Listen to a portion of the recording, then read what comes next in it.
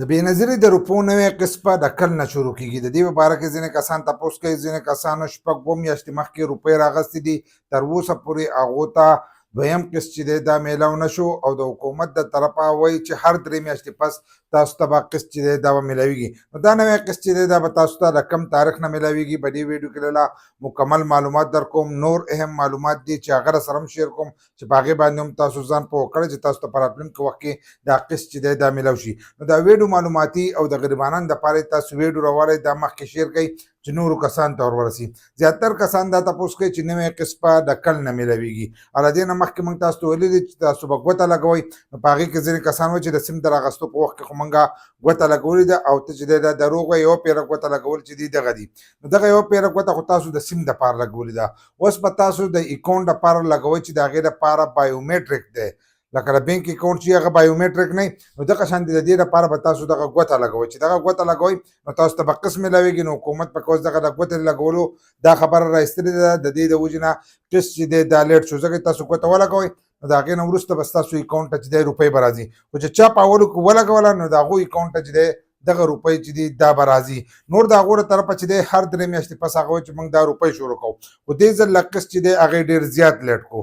زیات لیټ دا کړو چې لکه د جنوري فروري مارچ قسط چې دی کومو کسانو اخیستی، په دې کې ځینې نوي کسانو چې هغو په اولنۍ پیره دغه قسط اخیستی دی، او د اپریل مۍ جون قسط چې دی هغو ته باید دا اوس اووه میاشتې پس چې دی دا میلاو شي.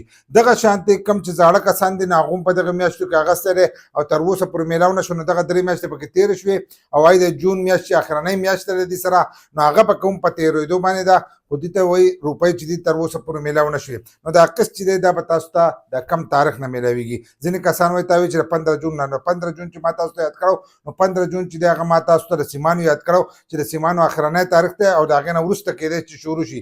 هغو پکې بیا ټایم ورکړو 30 جون چې دی دی ورکړو، چې 30 جون ورکړو نو د 30 جونه پورې دي. خو اوس کسان چې دی هغه بیخي کم شوي دي. زیاتر کسانو چې دی هغو سیمان نه ایستلي دي، یو څو کسان پاتې دي چې د هغو سیمان پاتې دي او هغه به خپل سیمان نه وکاږي.